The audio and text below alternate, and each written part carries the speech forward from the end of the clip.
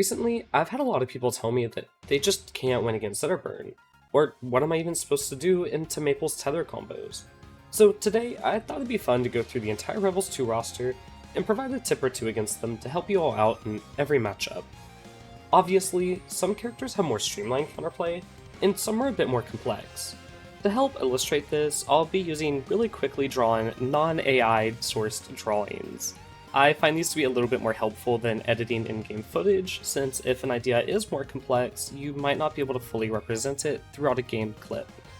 These tips were sourced by a handful of community members, so huge shout out to everyone who pitched in with the counterplay for today. And I've picked out the most general tips that I think that even lower and more mid-level players could still apply to matchups and gain value from. Without further ado, let's start with the fire characters and Zetterburn. Truthfully, Zetter is a little tricky to provide counterplay for, since his game plan is pretty streamlined as is. Zetter's moves all kind of work the way you'd assume and are pretty telegraphed, but are still super strong despite that. To make up for this, I have a few small tips that might help you pick apart Zetterburn's weaknesses and habits instead of one big tip. To start, most mid-level Zetterburns like to approach in more telegraphed ways, like by throwing Fireball and running behind it, or by jumping in with an aerial. To counter this, try implementing a dash dance at a more mid-range, to allow yourself to react to Fireball, change your commitment timings in neutral, and force him to predict where you'll be when approaching with an aerial or grounded option. Next, Zetterburn's recovery is far from bad. However, there's a lot of spots where it is vulnerable, and I don't really see players who claim to struggle in the Zetterburn matchup take advantage of this core weakness in his kit as often as they probably should. My go-to edge card versus Zetterburn is to stand by ledge and wait to see if he wants to go high or low. I see a lot of players immediately jump off stage once they've hit the lion or any fighter with a counterable recovery towards the blast zone, telegraphing their ledge guard, and allowing the player to then more reactively recover. However, by staying on stage near ledge, you're now able to see if Zetterburn wants to opt for a high recovery with pity flip, double jumps, or a high up B, or a low recovery with something like pity flip to wall, or a down B jump cancel, and then using his up B to go to ledge. If he chooses to go high with pity flip, simply run off stage and hit him right by the ledge. And if he tries to go low, try to intercept him right when he's about to wall jump with a drop zone aerial. Or, if you can, hit him while he's starting his up B with a really strong spike. If your main has one, of course. I personally really like using Orcane's up air bottom hitbox on a recovering Zetterburn, but I know that not every character has a move like that. Remember that it's also okay to not kill Zetterburn from one interaction off stage. The goal is to burn his resources like double jump and pity flip over time, and secure a kill safely, not speedrun a kill recklessly. Next, let's talk about Zetterburn's brother, Forsburn. Obviously, Forsburn's strong attacks suck into floor hug. You can easily pick apart a mid-level Forsburn's neutral through this one tip alone. However, I don't really think that tip is super interesting or valuable if a Forsburn doesn't overly rely on them. And it's probably something you already knew. Instead, I want to talk about how to beat Clone and Smoke.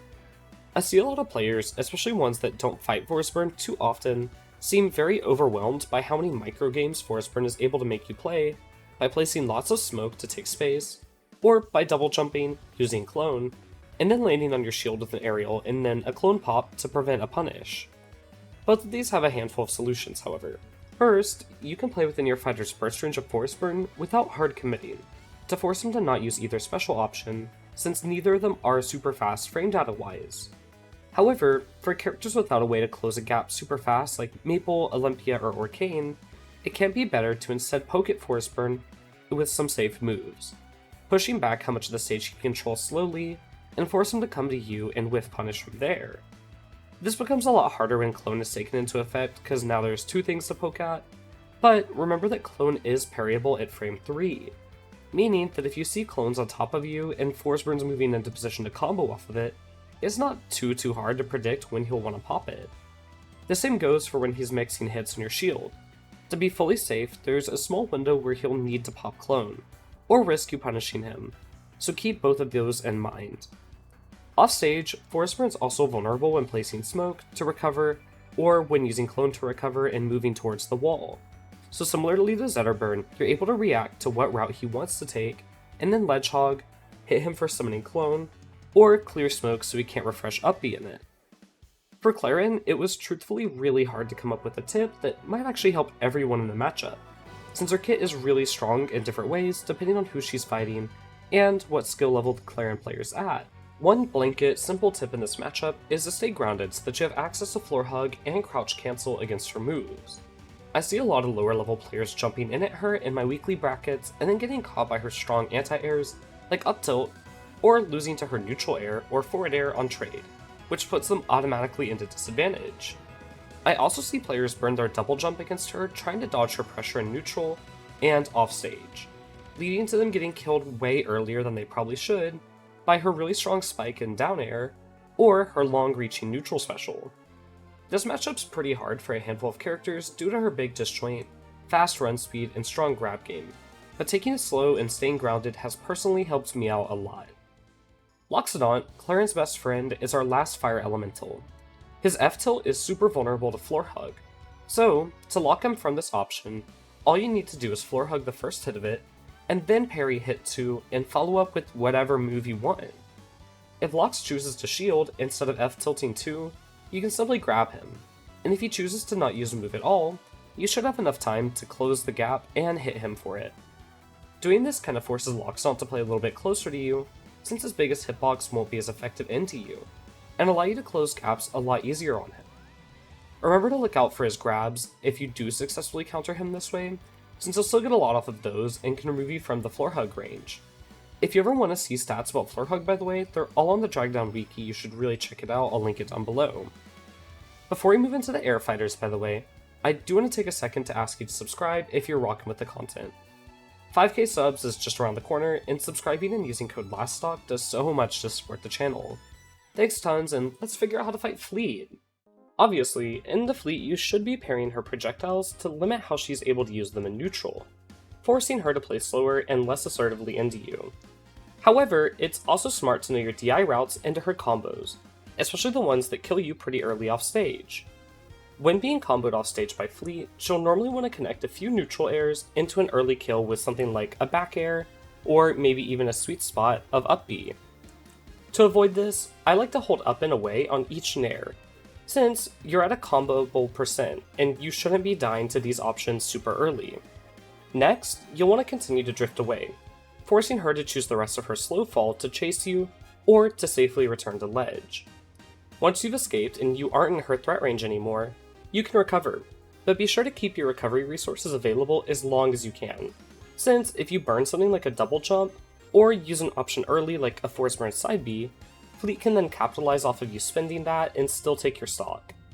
As long as you're able to navigate this offstage scare in the matchup, Fleet should have a lot harder time taking stocks early from you, giving you more time in game to combat her.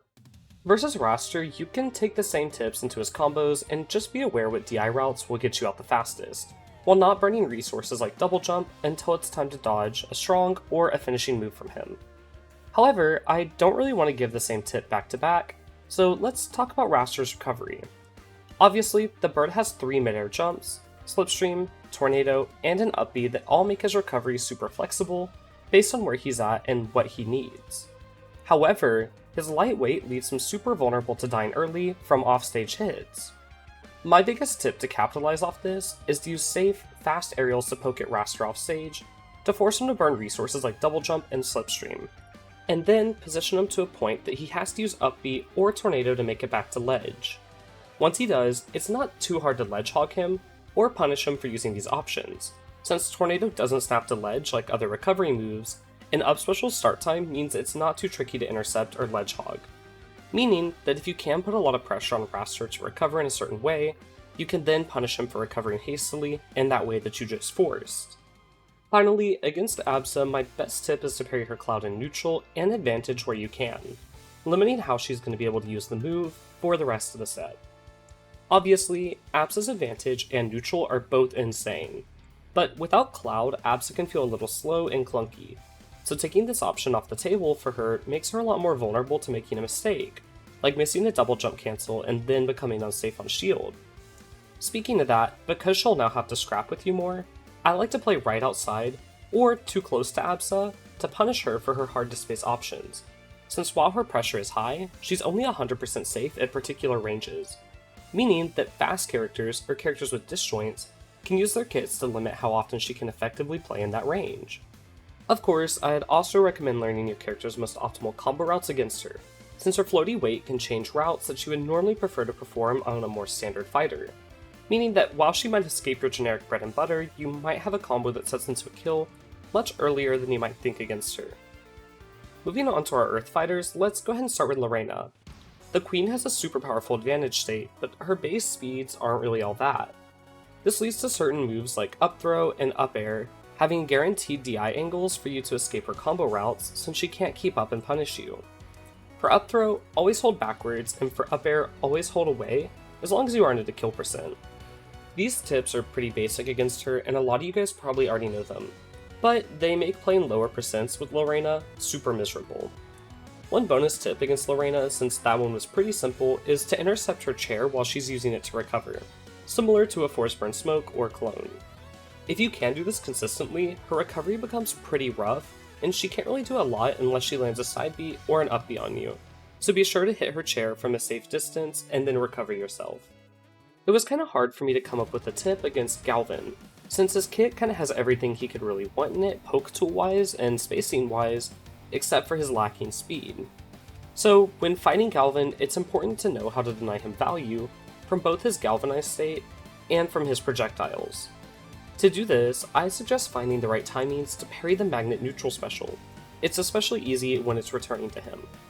This means that you can't play quite as button heavy at those mid ranges, but it should net you some consistent reward and neutral wins. To go in tandem with this, remember that just because Galvan is galvanized, it doesn't mean that you need to rush him down and remove the galvanized state right away. Part of his intrinsic strength is that he's hoping that you'll make a mistake by playing too fast, and then he'll be able to whiff punish you with one of his super large moves. If you take it slow, bait out projectiles to parry them, and then force him to come to you, other than the other way around, he becomes a lot more manageable. This doesn't mean he's easy to beat. I personally think Galvan's really strong, but knowing how to patiently navigate around his longer poke tools can help a lot in matchups that have trouble closing the gap against Galvan in traditional means. One bonus tip, in case you already knew that, is to aim your ledge guard for where Galvan will be after using his side B if you know that he'll need to use it to recover. I see so many players overshoot and then get hit by a jump cancel side B and just lose their stock super early, where playing patiently offstage would net them so much more value.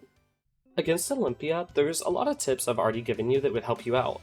Ideas like intercepting recoveries by just tapping her off stage to force her to burn a resource instead of going for one big risky hit, playing at a distance in neutral to make her come to you, and then punishing her whiffs. This one's kinda harder because her burst speed is crazy, and practicing character-specific combo routes on her due to her unique weight and fall speed.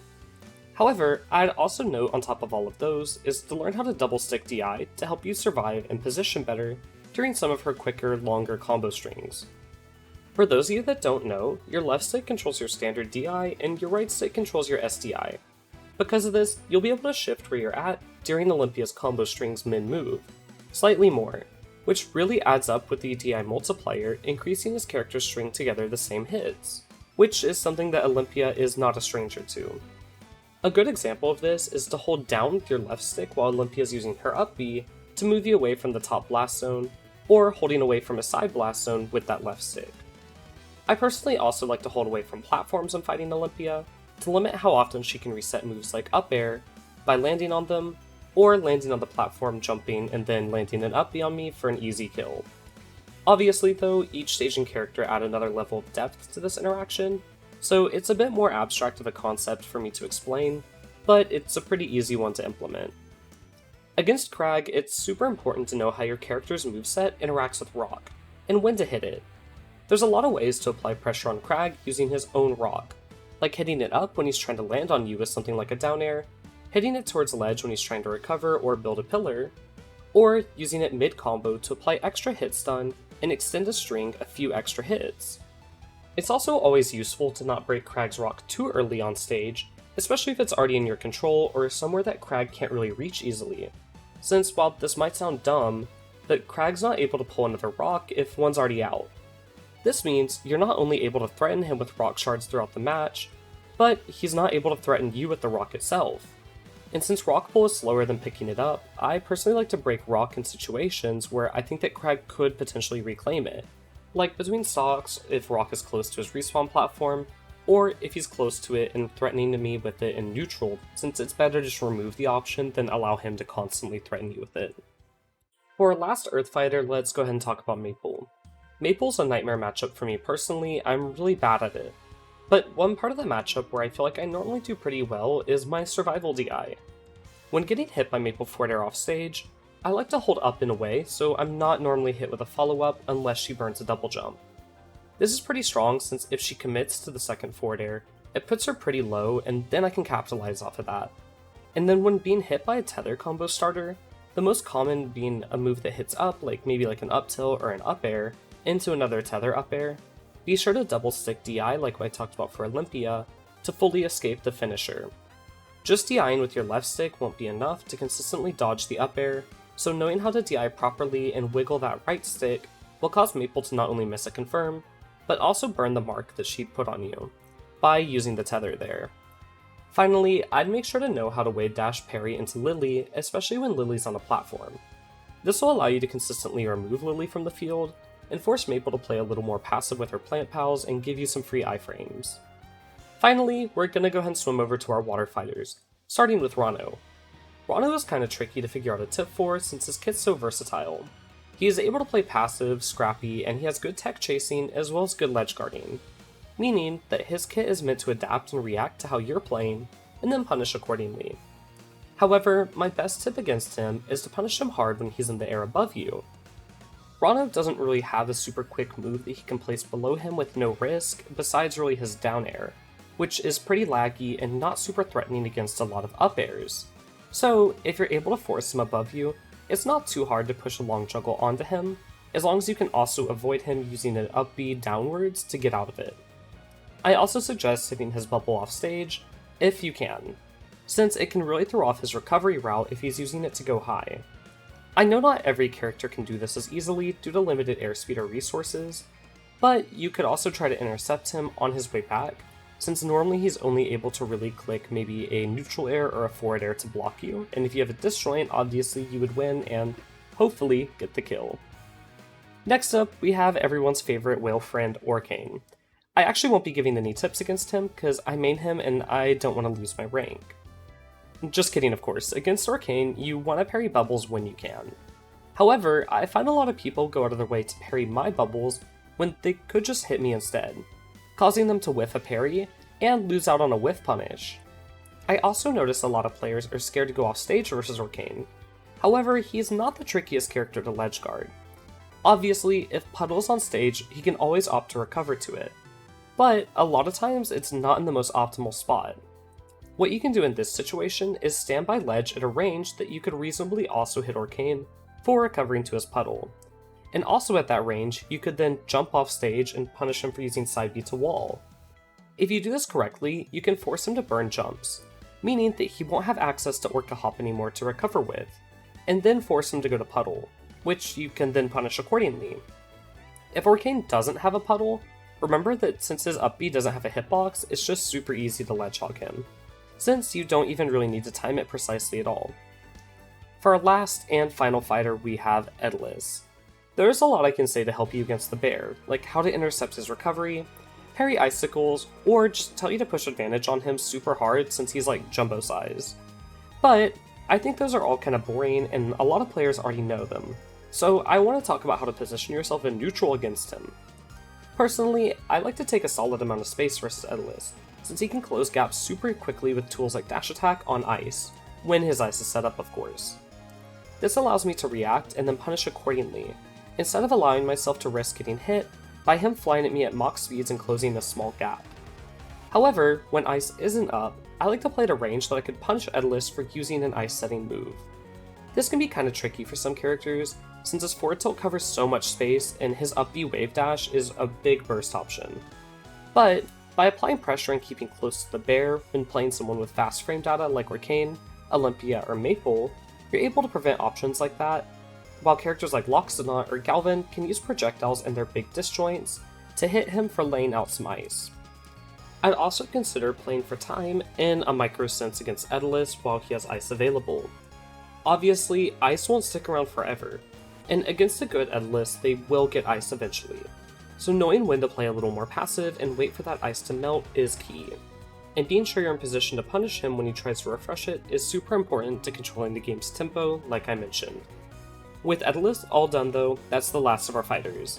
Thanks tons for watching until the end, and if you have any tips you use to counter specific characters, or if you want to build off anything I said in the video, let me know down below in the comments. Until then, bye for now.